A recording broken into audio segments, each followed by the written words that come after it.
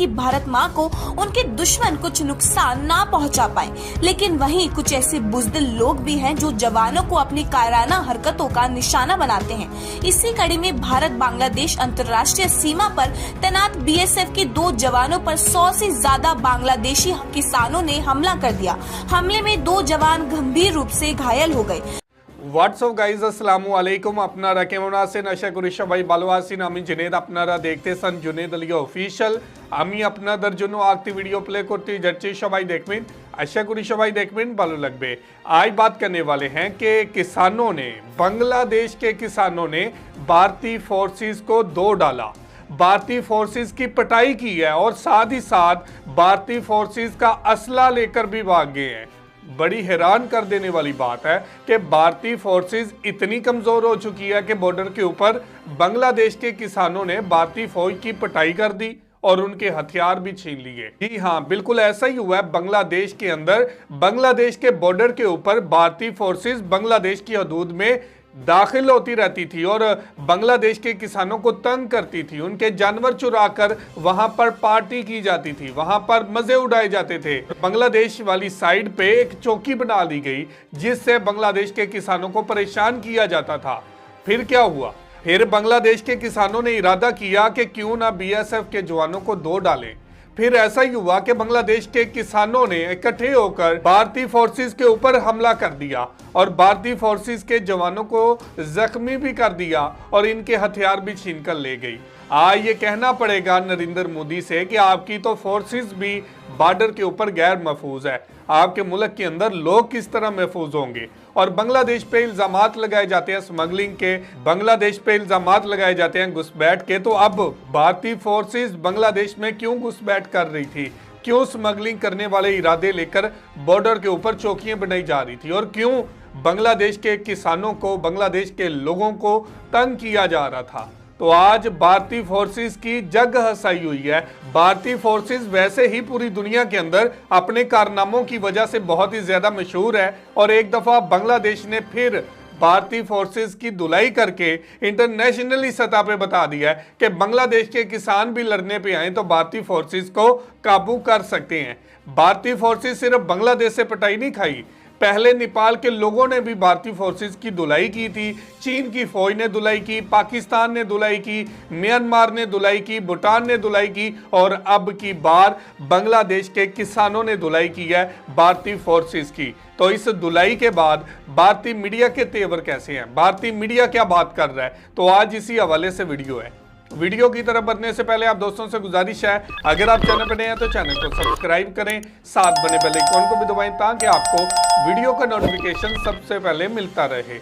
चलें video start करते हैं। जी हैव वी गो। कितनी दुख की बात है ना कि एक तरफ हमारे भारतीय सेना के जवान हमारी सुरक्षा में दिन रात सरहद पर तैनात रहते हैं, देश पर कोई आंच न आए इसलिए हर मुमकिन प्रयास करते हैं कि भारत माँ को उनके दुश्मन कुछ नुकसान ना पहुंचा पाए, लेकिन वहीं कुछ ऐसे बुज़दिल लोग भी हैं जो जवानों को अपनी कायराना हरकतों का निशाना बनाते हैं। इसी कड़ी में भारत बांग्लादेश अंतर्राष्ट्रीय सीमा पर तैनात बीएसएफ के 2 जवानों पर 100 से ज्यादा बांग्लादेशी किसानों ने हमला कर दिया। हमले में 2 जवान गंभीर रूप से घायल हो गए।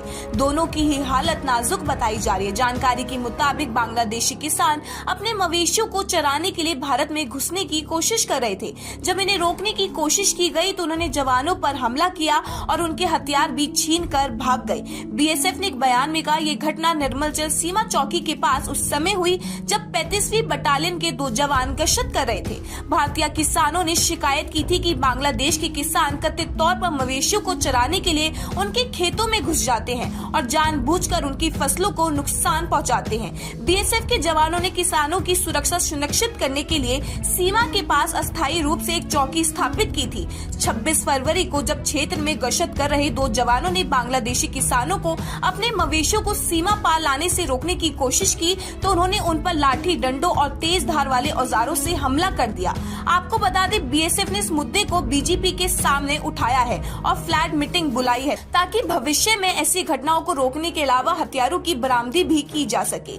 इसमें यह भी कहा गया कि निर्मलचल का इलाका गश्त के लिए बहुत मुश्किल होता है और सुविधाओं के अभाव में बीएसएफ जवान दिन रात सीमा की रखवाली कर रहे हैं। आपका इस पूरी खबर पर क्या कहना है, हमें कमेंट सेक्शन में जरूर बताएं। जय हिंद, जय भारत। तो जी व्यूवर, ये थी वीडियो और आपने देखा कि किस तरह धुलाई की गई है बांग्लादेश के किसानों की तरफ से और किसानों को तंग किया जाता है। अब ये रिपोर्ट बनाई जा रही है कि बांग्लादेश के किसान अपने जानवर को भारत के अंदर चुराने के लिए ले आते थे, भारत के अंदर उनके लिए घास के लिए ले आते थे और घास खाने के लिए बांग्लादेश के जानवर हिंदुस्तान की हदूद में आ जाते थे और भारतीय फोर्सेस ने वहां पर चौकी भी बनाई हुई थी और गश्त कर रही थी और वहां पर बांग्लादेश के किसान आ गए और उनको रोकने पर उन लोगों ने हमला कर दिया। बांग्लादेश के किसानों ने हमला कर दिया भारतीय फोर्सेस के ऊपर और सिर्फ हमला ही नहीं किया बल्कि इनके हथियार भी छीन कर ले गए, इनके हथियार भी इनसे छीन कर ले गए हैं। अब जग हंसाई हो रही है। भारतीय फोर्सेस वैसे ही अपने कारनामों की वजह से सुर्खियों में रहती है। कभी पाकिस्तान की हदूद से कबूतर का आना, कभी पाकिस्तान की हदूद से गुब्बारे का आना, कभी बांग्लादेश के बॉर्डर पे स्मगलिंग होना, वो भी सिक्कों की। जो हिंदुस्तान के क्वीन है उसकी स्मगलिंग होती है। भारतीय फोर्सेस, भारतीय मीडिया वैसे ही अपने तेवर से, अपने रवैये से पूरी दुनिया के अंदर लोगों को हंसाता है। लेकिन एक दफ़ा फिर ये हंसी का एक बायस बना है कि बांग्लादेश के बॉर्डर के ऊपर बांग्लादेश के किसानों ने भारतीय फोर्सेस के ऊपर हमला कर दिया है और सिर्फ हमला ही नहीं किया बल्कि भारतीय फोर्सेस के हथियार भी छीनकर भाग गए हैं। अब भारतीय फोर्सेस की ये हालत है। नरेंद्र मोदी साहब, आप भारत को छोड़ें, अपने बॉर्डर के ऊपर फौजियों को तहफ़्फ़ुज़ दें।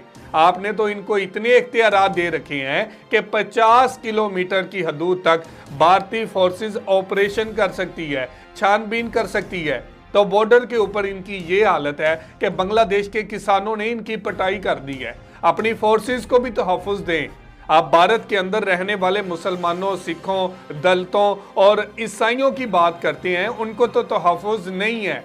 हम देखते हैं कि उनको कितना तहफ़्फ़ुज़ दिया जाता है और हिंदुस्तान को हिंदू राष्ट्र बनाने के लिए जो आपके अंदर यहाँ पर शिवसेना के गुंडे, आरएसएस के गुंडे यहाँ पर एक्टिव हैं, उसको तो संभालना एक तरफ, अपने बॉर्डर के ऊपर फोर्सेस को भी संभालें और इसके लिए भी हिफाजती बंदोबस्त करें ताकि बांग्लादेश के किसान इनको दोबारा मार ना पाएं और ना ही इनके हथियार छीनकर भाग पाएं।